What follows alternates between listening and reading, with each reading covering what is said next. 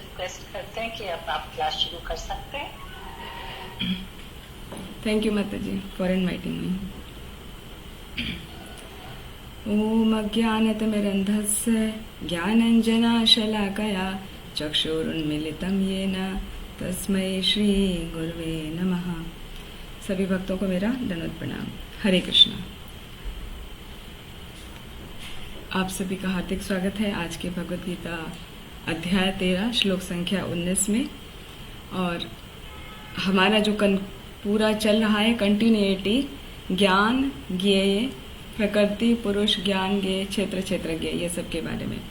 तो आज का श्लोका उन सबको कंक्लूड करते हुए है। बहुत ही इम्पोर्टेंट श्लोका है और एक तरीके से सभी श्लोका का समरी है। तो आइए देखते हैं भगवान ने क्या कहा है इसमें। इति क्षेत्रम तथा ज्ञानम ज्ञेयं चोक्तम समासतः मद्भक्ता एतत् विज्ञाय मद्भावायोपपद्यते। इति क्षेत्रम इस प्रकार ये कर्म का क्षेत्र यानी शरीर, ज्ञानम ज्ञानम अर्थात ज्ञान जो नॉलेज के 20 आइटम्स बताए हैं भगवान ने, और ज्ञेयम ज्ञेय मतलब जो जानने योग्य है भगवान स्वयं। हाँ, च उक्तम जो मैंने अब तक कहा है समासतः संक्षेप में। तो भगवान कह रहे हैं कि अब तक मैंने कर्म के क्षेत्र यानी शरीर, ज्ञान और ज्ञेय के बारे में संक्षेप में वर्णन किया है। फिर दूसरी लाइन में बता रहे हैं भगवान मद भक्ता जो मेरे भक्त होते हैं एतद विज्ञाय ये सब जानकर मद भावाय उपपद्यते। उपपद्यते मतलब प्राप्त करता है भाव मत मेरा भाव को। जो ये सब जान लेता है किसको, क्षेत्र को, ज्ञान को, ज्ञेय को भली प्रकार जान लेता है, वो मेरे स्वभाव को प्राप्त होता है। और इसका भगवान बता रहे हैं कि संक्षेप में वर्णन किया जा चुका है। तो संक्षेप में जो वर्णन है वो श्लोक संख्या 2 से लेके शुरू हुआ है। हाँ, 2 में थोड़ा सा डिस्क्रिप्शन था, फिर क्षेत्र क्षेत्रज्ञ का वर्णन था श्लोक संख्या 6-7 में, फिर 8-12 में उसका वर्णन था पूरा ज्ञान का, और उसके बाद ज्ञान प्राप्त करने की क्या विधि है उसका वर्णन किया गया था श्लोक संख्या 13 और 18 में। तो सबसे पहले देखते हैं श्रील प्रभुपाद ने परपट में क्या कहा है। जय श्रील प्रभुपाद।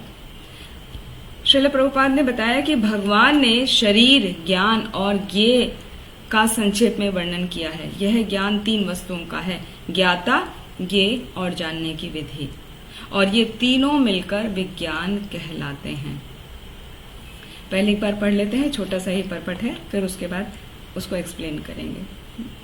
पूर्ण ज्ञान भगवान के अनन्य भक्तों द्वारा प्रत्यक्ष समझा जा सकता है, अन्य इसे समझ पाने में असमर्थ रहते हैं। अद्वैतवादियों का कहना है कि अंतिम अवस्था में ये तीनों बात एक ही हो जाती हैं, लेकिन भक्त इसे नहीं मानते। ज्ञान तथा ज्ञान के विकास का अर्थ है अपने आप को कृष्ण भावनामृत में समझना। हम भौतिक चेतना द्वारा संचालित होते हैं, लेकिन जो ही हम अपनी सारी चेतना कृष्ण के कार्यों में स्थानांतरित कर देते हैं और उसका अनुभव करते हैं कि कृष्ण ही सब कुछ हैं, तो हम वास्तविक ज्ञान प्राप्त कर सकते हैं। दूसरे शब्दों में ज्ञान तो भक्ति को पूर्णतः समझने के लिए प्रारंभिक अवस्था है। बहुत इंपॉर्टेंट पॉइंट्स यहाँ श्रील प्रभुपाद ने बताए हैं। 15वें अध्याय में इसकी विशद व्याख्या की गई है। अब हम सारांश रूप में कह सकते हैं कि श्लोक संख्या 6 और 7 के महाभूतानी से लेकर चेतना धृति तक भौतिक तत्वों तथा जीवन के लक्षणों की कुछ अभिव्यक्तियों का विश्लेषण हुआ है, मतलब एनालिसिस हुआ है। ये सब अभी 1 बाय 1 लेके चलेंगे। ये सब मिलकर शरीर तथा कार्य क्षेत्र का निर्माण करते हैं। और श्लोक संख्या 8 से लेकर 12 तक अमानित्वम से लेकर तत्व ज्ञानार्थ दर्शनम तक कार्य क्षेत्र के दोनों प्रकार के ज्ञाता अर्थात आत्मा और परमात्मा उनके ज्ञान की विधि का वर्णन हुआ है। और श्लोक संख्या 13 से 18 में अनादि मत पर से लेकर हृदय सर्वस्व विस्तृतम तक जीवात्मा तथा परमात्मा का वर्णन हुआ है। तो ये वाला श्लोक जो श्लोक संख्या 19 है, इसमें श्लोक संख्या 6 से लेकर 18 का एसेंस दिया गया है। उसको पूरा निचोड़ भगवान ने यहाँ पर प्रस्तुत किया है। इस प्रकार 3 बातों का वर्णन हुआ है। क्या? कार्य क्षेत्र यानी शरीर, जानने की विधि, और तीसरा आत्मा और परमात्मा। यहाँ इसका विशेष उल्लेख हुआ है कि भगवान के अनन्य भक्त ही इन 3 बातों को ठीक से समझ सकते हैं। अतः ऐसे भक्तों के लिए भगवत गीता अत्यंत लाभप्रद है। वे ही परम लक्ष्य है, अर्थात परमेश्वर कृष्ण के स्वभाव को प्राप्त कर सकते हैं। दूसरे शब्दों में केवल भक्त ही भगवत गीता को समझ सकते हैं और वांछित फल प्राप्त कर सकते हैं, अन्य लोग नहीं। जय श्रील प्रभुपाद। तो अब एक एक करके उसको अच्छे डिटेल में समझते जाएंगे कि क्या है। तो इस श्लोक में 3 बातों पर विशेष जोर दिया गया है। वो क्या है? क्षेत्रम, ज्ञानम और ज्ञेयम। तो क्षेत्रम यानी ज्ञाता, यानी हमारी बॉडी, हमारा शरीर। ज्ञेय कौन है? ज्ञेय का मतलब है भगवान, और जीव मतलब जीवात्मा और परमात्मा, ये दोनों ही ज्ञेय हैं और ज्ञेय का विषय है। और तीसरा है जानने की विधि।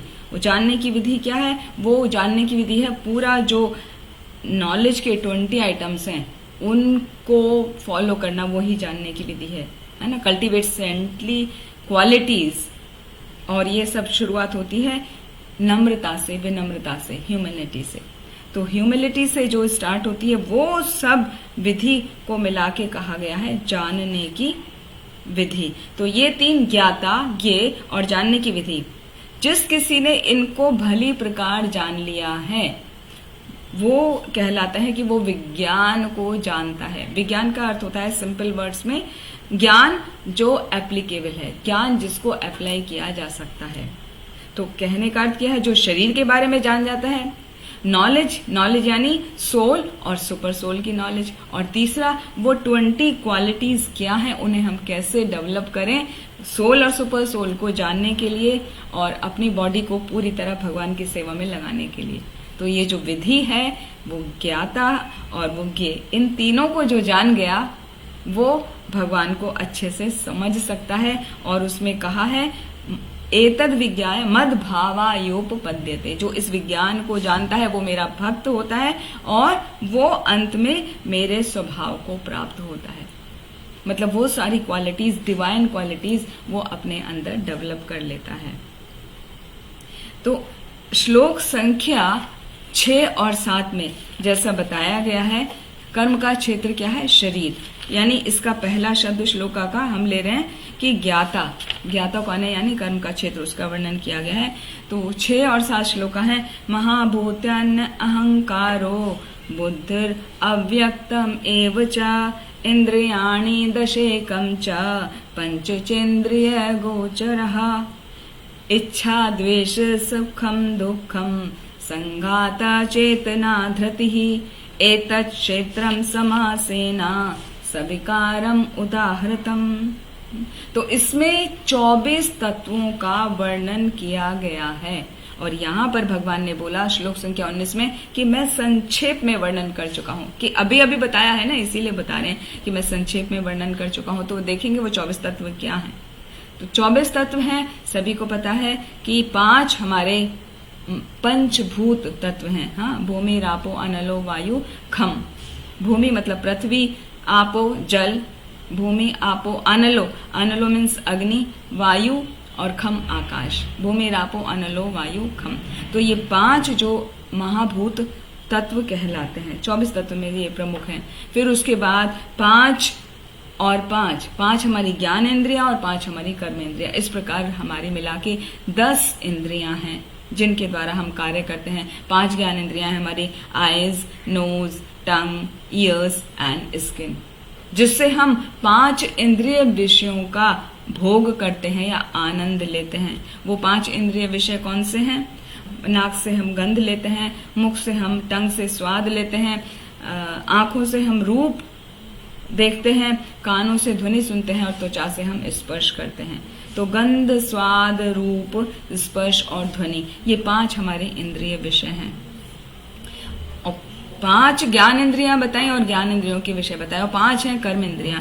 कर्म इंद्रियां हैं हमारे हाथ, पैर, हमारी वाणी और हमारे जेनाइटल्स और एनस, ये है हमारे कर्मेंद्रिया जिनके द्वारा हम कर्म करते हैं। तो इस प्रकार 5 ज्ञानेंद्रियां, 5 कर्मेंद्रियां हो गए 10, 5 महाभूत तत्व और 5 उन इंद्रियों के विषय हो गए 10। तो 10 और 10 हो गए 20।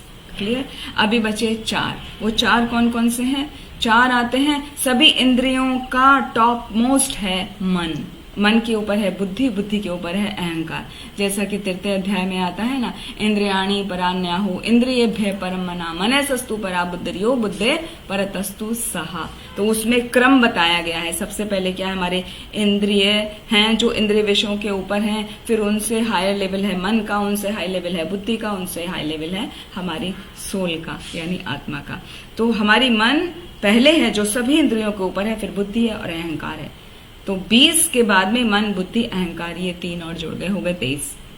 अब बचा 24th एलिमेंट इज प्रधान तत्व कहलाता है, या उसको महत तत्व भी कह सकते हैं। तो वो क्या है, 3 जो गुण है हमारे, सत्व गुण, रजो गुण और तमस गुण, उन तीनों का मिश्रित रूप होता है हर व्यक्ति, हर एक आत्मा। तो उसको एक काउंट किया गया है। तीनों गुणों की जो अप्राकट्य अवस्था है, अव्यक्त अवस्था है, या प्रधान भी कहलाता है, वो प्रधान तत्व वो है 24वां तत्व। तो इस प्रकार से 24 तत्व से मिलके हमारा शरीर बना है। तो ये तो बना है कि कैसे वो फॉर्म हुआ है। अब वो फॉर्म हुआ है तो उसके अंदर क्रियाएं भी होती हैं। तो वो क्रियाएं क्या होती हैं? क्रियाओं में मुख्य है हमारा थिंकिंग, फीलिंग, विलिंग।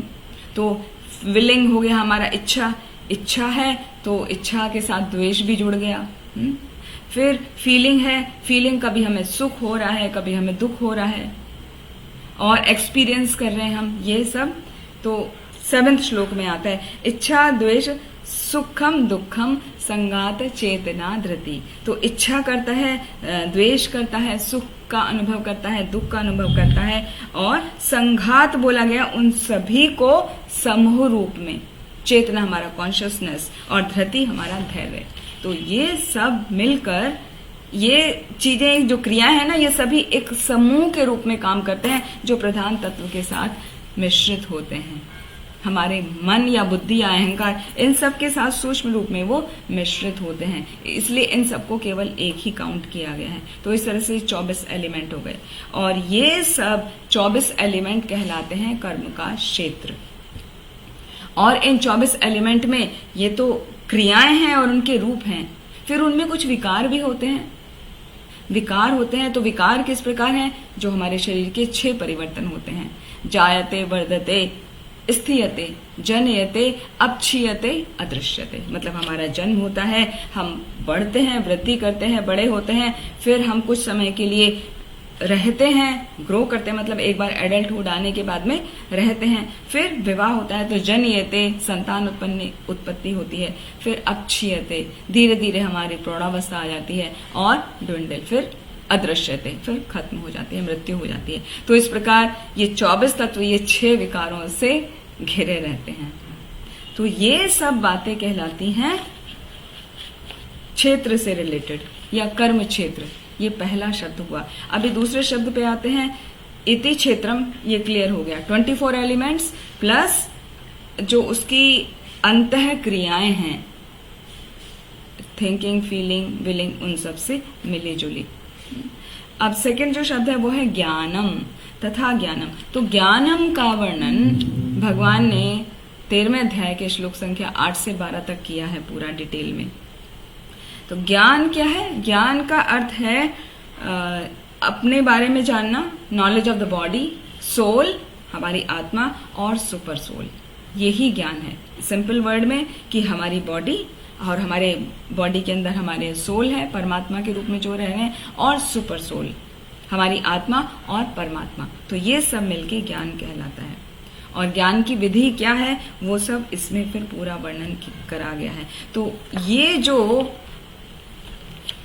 20 आइटम्स हैं उनको ज्ञान कहा गया है। तो एक बार शॉर्ट में देखते हैं उसको। वो है अमानित्वम, अधम्बित्वम, अहिंसा, क्षांतिर, आर्जवम। अमानित्वम मतलब हमारे अंदर किसी प्रकार का कोई घमंड नहीं होना चाहिए, किसी प्रकार का हमको एक्सपेक्ट नहीं करना चाहिए कि कोई हमारी रेस्पेक्ट करे। अदम्बित्वम पहला है अमानित्व मतलब ह्यूमिलिटी, है ना, हमें विनम्र होना चाहिए, ह्यूमिलिटी से ही शुरू होता है वो पहले। फिर अदम्भित्वम, किसी प्रकार का हमारे अंदर प्राइड नहीं होना चाहिए। फिर अहिंसा, नॉन वायलेंस, मतलब किसी को अननेसेसरी कष्ट नहीं देना चाहिए। हिंसा का मतलब खाली जीवों को मारना ही नहीं है कि हम अहिंसा का पालन कर रहे हैं मतलब जीव हत्या मत करो, नहीं, उसके साथ में इसका मतलब ये भी है कि यदि हम किसी को कष्ट दे रहे हैं, यदि हमारी वजह से दूसरे व्यक्ति को कष्ट हो रहा है, आध्यात्मिक कष्ट या उसको मानसिक कष्ट, तो वो भी हिंसा ही कहलाती है। तो हमें बहुत केयरफुल रहना चाहिए। जैसे एग्जाम्पल था मृगारी का, मृगारी उनका वध करता था पशुओं का, तो नारद मुनि आए थे उनके पास में और उनको बोला कि आधा मत मारो, मारना है तो पूरा मारो, क्योंकि उनका जो थिंकिंग है उस वक्त, उनको जो कष्ट है वो तुम्हें पाप के रूप में भोगना पड़ेगा और तुमको भी इसी प्रकार अगले जन्म में उतने सब पशु बनना पड़ेगा जिनका आपने वध कर रहे हो या कर रहे हो या किया है अब तक। तो वो बात उसको मृगारी को समझ में आ गई थी, तब उनको गुरु मान के नारद मुनि को मृगारी ने छोड़ दिया था। तो कहने का अर्थ ये है कि अहिंसा का अर्थ हम सिंपल समझते हैं कि जीव हत्या मत करो, भाई नॉन वेज मत खाओ, हम प्योर वेजिटेरियन है तो हमारी जीव हत्या रुक गई, या हम किसी कीड़े मकोड़े को नहीं मार रहे हैं तो हमारी हत्या रुक गई। वो तो है, वो तो मेन इंपॉर्टेंट है, लेकिन साथ में आचार्यों का कहना है, टीका में वो बताते हैं कि अहिंसा का अर्थ है किसी भी व्यक्ति को कष्ट ना देना। यदि आपकी वजह से किसी को मानसिक क्लेश हो रहा है, किसी को आध्यात्मिक क्लेश हो रहा है, मतलब उसकी स्पिरिचुअल प्रोग्रेस रुक जा रही है आपकी वजह से, तो वो भी हिंसा है। तो हमें अहिंसा का पालन करना चाहिए, किसी को कष्ट नहीं होना चाहिए हमारी तरफ से। शांतिर, शांतिर मतलब बहुत ही टॉलरेंट होना चाहिए। जैसे प्रहलाद महाराज ने सभी कष्टों को सहा। ये बहुत लंबा हो जाएगा तो एकदम शॉर्ट में लेते हैं। आर्जवम मतलब सिंप्लिसिटी, एकदम प्योर हार्टेड होना चाहिए। जैसे श्रील प्रभुपाद कहते हैं सिंपल लिविंग हाई थिंकिंग, और उसमें एक स्टोरी कि सत्यकाम जबाला एक शिष्य था, मतलब उसका नाम सत्यकाम था। वो गुरु के पास आया उनसे शिक्षा प्राप्त करने के लिए। तो गुरु ने पूछा, ब्राह्मण देव ने पूछा कि आप किस स्कूल से हैं, अपने पिता का नाम बताओ। तो उसको नहीं पता था। वो अपनी माता जबाला के पास गया। माता जबाला ने कहा कि मैं उस वक्त बहुत दरिद्र अवस्था में थी, तो जो भी मुझे धन देता था उसी के साथ मैं रहती थी, तो मुझे पता नहीं कौन तुम्हारे पिता हैं। तो यही बात उसने अपने गुरु जिनसे वो दीक्षा लेना चाहते थे, जिनको सरेंडर करना चाहते थे, जाकर बताती कि मेरी माता ने ऐसे ऐसे कहा है, उनको भी नहीं पता मेरा पिता कौन है। तो वो बोले कि तुम जो है वास्तव में एक ब्राह्मण के पुत्र हो, क्योंकि तुमने सत्य का वादन किया है, सच बोला है। जो सच बोलता है वो ब्राह्मण होता है। तो इसलिए मैं तुम्हें अपना शिष्य स्वीकार करता हूँ। तो ये है सिंप्लिसिटी, एकदम सादगी होनी चाहिए। ये नहीं सोचना चाहिए कि कोई हमारी इंसल्ट करेगा। सच को कहने की हिम्मत होनी चाहिए। फिर आचार्योपासनम शौचम, ये जो आचार्योपासनम शौचम है ना, ये मोस्ट इंपॉर्टेंट क्वालिटी है। ये 20 आइटम्स जो है ना नॉलेज के, इसमें 2 आइटम सबसे इंपॉर्टेंट हैं, जिसमें है पहला आचार्योपासनम शौचम और दूसरा आएगा मयि च अनन्य योगेना, कि भगवान के प्रति हम पूर्ण रूप से अनन्य भाव से जब समर्पित होकर भक्ति करते हैं। तो ये बहुत इंपॉर्टेंट है, क्योंकि इन्हीं 2 के द्वारा पूरे 20 क्वालिटीज को डेवलप किया जा सकता है। आचार्य के पास जाकर उनसे सीखना, उनकी बताए हुए निर्देशों का पालन करना। मयि च अनन्य योगेना, कंटिन्यूअस कॉन्स्टेंटली भगवान के प्रति शरणागत होना, वो कहलाता है मयि च अनन्य योगेना, मतलब अव्यभिचारी भक्ति और अविचलित भक्ति। किसी भी स्थिति में हमें भक्ति से विचलित नहीं होना। तो जब हमारी ऐसी स्थिति होती है तो क्या होता है, वो बाकी सारी 18 क्वालिटीज हमारे अंदर डेवलप हो जाती हैं। और जैसे बाकी क्वालिटीज का खाली नाम लेते हैं, जैसे इंद्रियार्थेषु वैराग्यम, सभी इंद्रियों को कंट्रोल करना। अहंकारा मतलब अहंकार नहीं करना, फॉल्स ईगो नहीं करना, ट्रू ईगो होनी चाहिए। ट्रू ईगो है we are part and parcel of Lord Krishna, हम भगवान के दास हैं, तो वो दास होके हमें भगवान की सेवा करना चाहिए। This is true ego. और रेस्ट आर फॉल्स ईगो। जन्म मृत्यु जरा व्याधि दुख दोषानुदर्शनम, ये सब को जान के कि ये सब किस तरह कष्ट देते हैं, तो इन सब कंडीशन से अनअटैच्ड रहना है, आसक्त नहीं होना है और भगवान की तरफ शरणागत होना है। आसक्त अनविषभंगा, आसक्तिर मतलब डिटैच रहना है, किससे? धन दौलत से, जमीन से, जायदाद से, इनसे कभी भी अटैच नहीं होना चाहिए। पुत्रदार ग्रहादिशु, या पुत्र है मतलब वाइफ सन, इनके प्रति बहुत ज्यादा अटैचमेंट नहीं होना चाहिए, क्योंकि वो मेटीरियल एंटेंगलमेंट जो होता है वो फंसा देता है, हमारी प्रोग्रेस आगे नहीं हो पाती है।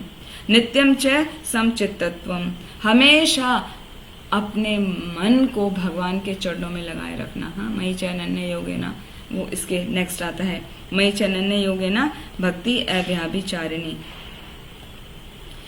फिर विविक्त देश सेवित्वम, विविक्त देश सेवित्वम मतलब एकांत स्थान में रहना, सेक्लूडेड प्लेस में। इसका अर्थ ये नहीं है कि आप किसी कोने में या हिमालय में जाके बैठ जाएं, किसी से कोई कांटेक्ट नहीं रखें। इसका अर्थ है कि हमें असत संग नहीं करना चाहिए। जो भगवान के डिवोटी हैं उनसे आप संग लीजिए, बाकी से आप खाली बिजनेस डील या पर्सनल डील, आपके फैमिली जो डील है बस उतना करिए। तो विविक्त देश सेवित्वम मतलब बाकी से असंग जो संग है, असत लोगों का जो संग है, उनसे दूरी बना के रखिए, ये इसका अर्थ है। अर्तिर्जन संसदी, तो इस तरह जो साधारण लोग हैं उनसे आप आसानी से डिटैच होकर रह सकते हैं। तो और लास्ट में आता है अध्यात्म ज्ञान नित्यत्वम, कि सेल्फ रियलाइजेशन का क्या प्रोसेस है उसको स्वीकार करना। जैसे जो एक्स्ट्रा कार्य हैं, जैसे सिनेमा देखना, क्रिकेट वॉच करना, मूवीज देखना, सिनेमा घर में या मॉल्स में जाके ऐसे घूमने के लिए जाना, वो सब काम से बचना चाहिए। क्यों? क्योंकि उससे समय बचेगा, तो समय बचा के आप क्या करेंगे? सेल्फ रियलाइजेशन का प्रोसेस करेंगे। आप जो भगवत गीता है, श्रीमद् भागवतम है, उसका अध्ययन कर सकते हैं, उनका श्रवण कर सकते हैं। इसीलिए कहा गया अध्यात्म ज्ञान नित्यत्व। जो अध्यात्म का ज्ञान है उसको नित्य प्रति डेवलप करना चाहिए, ग्रो करना चाहिए। तत्व ज्ञानार्थ दर्शनम, और जो फिलोसॉफिकल रिसर्चेस हैं, it should related to absolute truth. जो भगवान से रिलेटेड बातें हैं उनका आप रिसर्च करें, अन्यथा दूसरी बातों में, वेस्ट आइटम में अपना समय बर्बाद ना करें। तो इस तरह ये 20 आइटम्स कहलाते हैं ज्ञान, और इनमें 2 हैं प्रमुख, आचार्योपासना, आचार्य के पास जाना, और मयि च अनन्य योगेना, भगवान की भक्ति में लगना। यदि कोई ये दोनों काम अच्छे से करता है, गुरु के आदेश का पालन करता है और भगवान के प्रति शरणागत होके अनन्य भाव से भक्ति करता है, तो बाकी 20 क्वालिटीज अपने आप डेवलप हो जाती हैं। तो ये पूरे ज्ञान को इन शॉर्ट बताया। फिर अभी आता है श्लोक संख्या 13 से 18 तक, इसका तीसरा विषय ज्ञेयम। ज्ञेयम मतलब भगवान, यानी सोल और सुपर सोल, यहाँ पर दोनों ही के लिए कहा गया है, क्योंकि सोल भी तो भगवान का ही अंश है ना।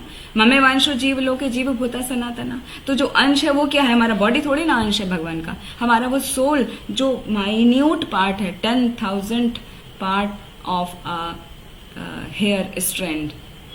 If we divide it vertically उसको 10,000 भाग करें, तब जाके वो 1,000वां भाग एक उस आत्मा का साइज होता है। तो इतना शॉर्ट वो हमारे हृदय में है आत्मा, और उस आत्मा के साथ रहते हैं परमात्मा, जो हमारी केयर करते हैं ऑलवेज। तो ज्ञेयम मतलब नॉलेज ऑफ आत्मा एंड परमात्मा बोथ। तो आत्मा परमात्मा हम सभी बहुत समय से सुनते आ रहे हैं, बस उसको एक बार शॉर्ट में ऐसे ही बताएंगे क्या है। जैसे आत्मा है, तो आत्मा तो क्या है? वो निश्चित है, हम केवल अपने ही बारे में जान सकते हैं, हालांकि हम भगवान का अंश हैं। हाँ, तो हम भगवान को जान सकते हैं, अपने आप को जान सकते हैं, भगवान को जान सकते हैं, जानने की कोशिश कर सकते हैं। पूरा तो नहीं जान सकते जब तक हम शुद्ध भक्त नहीं बनते, क्योंकि भगवान ने कहा है ना, मद भक्ता एतद विज्ञाया, जो कोई मेरा भक्त होता है वो ही मुझको जान सकता है। हाँ, चैप्टर 18 में भी आता है, भक्त्या माम अभिजानाति यावान या च अस्मि तत्वतः ततो मा तत्वतो ज्ञात्वा विशते तद अनंतरम। एक भक्त ही मुझको भक्ति के द्वारा जान सकता है, अदरवाइज भगवान को जानना आसान नहीं है। तो हमारी क्या नॉलेज है सुपर सोल के मुकाबले बहुत ही माइन्यूट है। तो अब सुपर सोल की क्वालिटीज क्या है वो देखते हैं कि भगवान जो है वो ऑब्जेक्ट ऑफ नॉलेज है, वो जानने का विषय है, ज्ञान के द्वारा उन्हीं को जाना जाता है। वो सर्वव्यापी हैं, उनके हैंड्स लेग्स सभी जगह सभी फैले हैं। पिछली बार हमने श्लोक देखा था ना, सर्वतः पाणिपादम तत्सर्वतो अक्षि शिरोमुखम सर्वतः श्रुति मल्लोके सर्वम आवृत्य तिष्ठति। तो भगवान के हाथ पैर मुख आंखें सभी जगह व्याप्त हैं और भगवान हमको हर तरफ से देख रहे हैं, सुन रहे हैं। वो सर्वव्यापी हैं और वो ही परवेट्स एवरी इन एवरीथिंग। वो सब जगह व्याप्त हैं और सब जगह व्याप्त होते हुए सब तरफ से हमारी वो सेवाओं को स्वीकार करते हैं। जैसे हमने पिछले एपिसोड में बताया था लेग कैसे स्प्रेड करते हैं। जैसे वामन लीला में उन्होंने वहां खड़े खड़े बलि महाराज के सामने खड़े खड़े और अपना पैर एक कदम उठाया तो कहाँ पहुंच गया, वो ब्रह्मांड को पार करते हुए गोलोक के आवरण को उसने छिद्रित कर दिया। तो भगवान इतना स्ट्रेच कर सकते हैं। भगवान हाथ अपने कैसे स्ट्रेच करते हैं, जब हम भोग लगाते हैं तो भगवान उसको स्वीकार करते हैं। प्रत्यक्ष रूप में हम समझ सकते हैं, जैसे जगन्नाथ जी को जब भोग लगाया जाता है तो भगवान अपने दोनों हाथों से, जो कि दिखाई भी नहीं देते, वह स्टाउट फॉर्म में एकदम शॉर्ट है, एकदम उनके बॉडी के अंदर समा चुके हैं, फिर भी वो कितना भोग लगाते हैं, वो सब स्वीकार करते हैं। सारे दिन भगवान को भोग लगता रहता है, जगन्नाथ जी का हाथ कभी सूखा नहीं होता, गीला रहता है, इतना खाते हैं। तो वो स्वीकार करते हैं। फिर उनके नेत्र भी कार्य करते हैं। कैसे? जैसे भगवान श्री राम ने जब समुद्र को देखा था तो क्या हुआ था, समुद्र सूख गया था ना, उबलने लगा था। वो रामायण में आता ना, विनय न माने जलधि जड़ गए 3 दिन बीत, बोले राम सकोप तब भय बिनु होए न प्रीत। तो भगवान ने जब समुद्र को अपना क्रोध भरे दृष्टि से देखा तो समुद्र का पानी उबलने लगा। तो कहने का अर्थ है कि भगवान तो हर जगह उपस्थित हैं, अपने हर अंग के द्वारा वो सभी अंगों का कार्य कर सकते हैं। He pervades everywhere and in everything। फिर उनके जो सेंसेस हैं वो ट्रांसेंडेंटल हैं, जैसे इन उदाहरणों से हम समझ सकते हैं। और हमारी जो भी सेंसेस हैं उनका मुख्य स्रोत भगवान ही हैं। हमारे स्रोतों में, हमारे सेंसेस में जो चेतना है वो भगवान के ही द्वारा प्रदत्त है आत्मा के रूप में। और भगवान कभी किसी चीज से आसक्त नहीं होते। उनसे बड़ा वैराग्य वाला कोई नहीं है। षड ऐश्वर्य में काउंट होता है ना वैराग्य। तो उनके बाकी है ऐश्वर्य से समग्र से, वीर से यश से श्रेय, ज्ञान वैराग्य सेवा शरणा भग इति गणा। ये इस प्रकार 6 उनके ऐश्वर्य हैं जिनकी कोई तुलना नहीं कर सकता, अनलिमिटेड है, जबकि जीव का सब कुछ बहुत लिमिटेड है। और भगवान सभी लिविंग एंटिटीज को मेंटेन करते हैं। हम जीव आत्मा किसको मेंटेन करेंगे? एक जो घर का प्रधान व्यक्ति होता है वो फैमिली मेंबर्स को मेंटेन कर सकता है, या कंपनी का बड़ा डायरेक्टर है, सीईओ है, तो वो अपने कंपनी के एम्प्लॉयज को मेंटेन कर सकता है बस। लेकिन भगवान तो सभी जीवों को, सभी चर अचर को मेंटेन करते हैं। फिर भगवान हमारे अंदर भी हैं, बाहर भी हैं। वो अंदर किस प्रकार है? परमात्मा के रूप में, और बाहर जब वो प्रकट होते हैं तो अपना विराट स्वरूप दिखाते हैं। भगवान बहुत दूर भी हैं और भगवान बहुत पास भी हैं। वो किसी भी मैटेरियल नॉलेज के द्वारा वो समझे नहीं जा सकते, वो केवल भक्ति के ही द्वारा समझे जा सकते हैं। और वो प्रकृति के तीनों गुणों के नियामक हैं। वो कहने को एक है, भगवान एक है, सुपर सोल एक है, लेकिन वो अपने को थाउजेंड्स रूपों में विस्तारित कर सकते हैं। इसको कैसे समझें? जैसे बहुत सारे, सपोज 100 हमने मटके लिए, घड़े लिए, घट, उसमें पानी भरा या ऑयल भरा, और उसको थोड़ी देर रख दिया स्थिर होने के लिए, फिर आप देखें तो सूरज का प्रतिबिंब इमेज जो है वो सभी में बराबर पड़ रही है। तो ऐसा लगता है एक साथ 1000 सूर्य प्रकट हुए, लेकिन क्या वो 1000 हैं? मेन तो एक ही है। उसी प्रकार भगवान एक हैं, लेकिन वो अपने आप को विभिन्न विभिन्न रूपों में प्रकट करते हैं।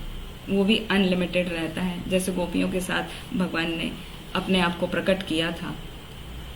तो भगवान ही सोर्स ऑफ लाइट है। कल के ही श्लोक में था ज्योतिषाम अपि तज्ज्योति तमसः परम उच्यते ज्ञानम ज्ञेयम ज्ञान गम्यम हृदय सर्वस्य विस्तृतम। वही ज्ञान है, वही ज्ञेय है, वही ज्ञान के द्वारा जानने का विषय है, और वो सबके हृदय में रहते हैं। वही ज्योति है, सोर्स ऑफ लाइट वही है। और वो भौतिक अंधकार से परे हैं, वो किसी प्रकार का अंधकार से कवर नहीं है जैसे हम जीवात्मा कवर होते हैं। तो इस प्रकार यहां तक हमने श्लोक संख्या 13 से लेके 18 तक इन सब बातों को देखा कि किस तरह आत्मा और परमात्मा का वर्णन किया गया है। तो वो एकदम शॉर्ट में है। तो ज्ञान तो भक्ति को पूर्णतः समझने की प्रारंभिक अवस्था है। वो जो ज्ञान की 20 स्टेजेस है ना, वो भगवान को समझने की प्राइमरी स्टेज है। तो जब हम भगवान के प्रति समर्पित होके, गुरु के शरणागत होके जब हम उसको समझना शुरू करते हैं, तो धीरे धीरे धीरे धीरे हम भक्ति में आगे बढ़ते जाते हैं। जैसे आदो श्रद्धा, ततः साधु संग, अतः भजन क्रिया, ततो अनर्थ निवृत्ति, धन निष्ठा, रुचि, भाव, प्रेम, सब एक के बाद ये 9 स्टेजेस आती जाती हैं। तो ये सब जानने के बाद हमें सबसे इम्पोर्टेंट ये जानना है कि हमारी चेतना कैसी होनी चाहिए। संघात चेतना धृति उसमें आया था ना। तो संघात मतलब इन सब चीजों को समूह रूप में जानते हुए एक साधक की चेतना कैसी होनी चाहिए। सबसे इम्पोर्टेंट क्वालिटी है अमानित्वम, कि हमें कभी भी गर्व नहीं करना है, और अमानित्व मतलब प्राइडलेस, ह्यूमिलिटी होना चाहिए, विनम्र होना चाहिए, कभी भी गर्वित नहीं होना चाहिए। ये दोनों एक्चुअली एक दूसरे के पूरक हैं, इसलिए बार बार मिक्सअप हो जाते हैं कि हमें गर्व नहीं करना चाहिए और हमें विनम्र रहना चाहिए। तो यहाँ पर एक छोटी सी स्टोरी याद आ रही है कि एक बार एक विद्वान पंडित था, दिग्विजय पंडित कहते हैं, दक्षिण भारत की ये घटना है, ये सत्य घटना है। तो वहां पर वो दिग्विजय पंडित जो है उसको बहुत ज्ञान था, और उसको अपने ज्ञान पर इतना घमंड हो गया था कि वो किसी को भी हरा देता था, कोई उसे शास्त्रार्थ में जीत ही नहीं पाता था। और वहां पे क्या एलिफेंट्स बहुत होते हैं, वो राजसी सवारी एलिफेंट के ऊपर मानी जाती है साउथ में। तो वो एलिफेंट पे बैठ के वो जा रहा था, नगर से निकलता हुआ, और सब ढिंडोरा पिटवा रहा था कि कोई यदि मुझसे ज्यादा जानता है, ज्ञानी है, तो मेरे सामने आए और शास्त्रार्थ करे। तो दिग्विजय पंडित है, उसके सामने कौन टिक सकता है। सब चले गए, किसी ने कोई आंसर नहीं किया। एक छोटा बच्चा, हाँ, किशोरावस्था का, वो आया उसके सामने, वो बोला कि मैं आपको चुनौती तो नहीं देता हूं, ऐसा नहीं बोला, लेकिन मैं आपकी बात का मैं सामना करने को तैयार हूं। आप मेरे सवाल का जवाब दीजिए, यदि आपने मेरे सवाल का जवाब दिया तो मैं स्वीकार कर लूंगा कि आप दिग्विजय पंडित हैं। उनको बड़ा गर्व आया दिग्विजय पंडित को कि ठीक है, आप पूछो, ये छोटा सा बालक क्या पूछेगा। तो उसने क्या किया, नीचे जो रेत पड़ी थी वो रेत को मुट्ठी में उठाया और पूछा कि मेरे हाथ में मिट्टी के कितने कण हैं, वो गिन कर बताओ। ऐसे ही बताओ, बिना गिने ना, आपको तो पूरा ज्ञान है। तो उसने कहा कि वो तो मैं नहीं गिन सकता। हाँ, तो उस बालक ने कहा कि आप कितना भी ज्ञान अर्जित कर लें, फिर भी ज्ञान इतना अथाह है कि आप हर चीज का ज्ञान नहीं प्राप्त कर सकते। जो पूर्ण ज्ञान है वो केवल और केवल भगवान कृष्ण से ही वो ज्ञान आता है, वो ही सर्वज्ञानी है। ज्ञान ऐश्वर्य उसमें आया था ना, विषण ऐश्वर्य जो बताए थे। तो परम ज्ञानी भगवान स्वयं है। तो हमें ये स्वीकार करना चाहिए कि हम जो ज्ञान प्राप्त कर रहे हैं, हो सकता है आपके अंदर क्वालिटी है तो वो थोड़ी मात्रा में है। आपने ज्यादा लैंग्वेजेस सीखा है, कोई किसी के अंदर बहुत टैलेंट होता है ना, 4-5 लैंग्वेज बोलना आता है, उनमें एक्सप्लेन करना आता है, लिखना, रीडिंग राइटिंग सब आता है। कम्युनिकेशन स्किल बहुत अच्छे होते हैं, technically they are very sound, तो हो सकता है उनका विभिन्न विभिन्न क्षेत्रों में ज्ञान हो, फिर भी सब क्षेत्रों में उनको ज्ञान नहीं हो सकता, क्योंकि सब क्षेत्रों का ज्ञान तो सिर्फ और सिर्फ कृष्ण ही है जो परम पुरुषोत्तम है। तो वो बच्चा कहने लगा कि इसलिए तुम कभी भी गर्वित मत हो कि तुमने ज्ञान पूरा प्राप्त कर लिया है, क्योंकि पूर्ण ज्ञान तो भगवान ही है, पूर्ण ज्ञानी भगवान ही है। और ऐसा सुनने पर उस दिग्विजय पंडित ने उस बच्चे के पैर पकड़ लिए और वो बच्चा इतना फेमस बना, आगे चलकर वो बहुत बड़ा साधु बना जिसका नाम था वेदांत देशिका। तो ये स्टोरी यहाँ पर इसलिए कोट करी है कि नम्रता जो है, विनम्रता, वो सबसे इम्पॉर्टेंट गुण है। इन सभी गुणों के पीछे वो डेवलप करना बहुत जरूरी है। जैसे कहा जाता है विद्या विनय संपन्ने ब्राह्मणे गवि हस्तिनी शुनि चेवा शपाके चा पंडिता समदर्शिना। तो जिसके पास बहुत विद्या होती है ना, वो बहुत ही विनम्र होता है, वो कभी अकड़ता नहीं।